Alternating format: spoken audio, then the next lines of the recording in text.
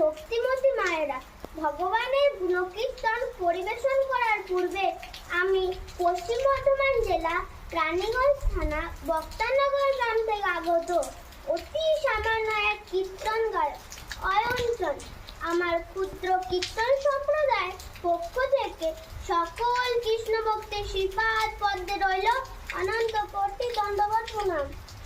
মানুষের সম্মান দিলে সে সম্মান ঈশ্বরে মিলে, একথা সর্বশাস্ত্রে গায়। কবি চণ্ডীদাস যিনি আমাদের শিখিয়েছেন, তিনি সবার উপরে মনুষ্যত্ব, তাহার উপরে নয়।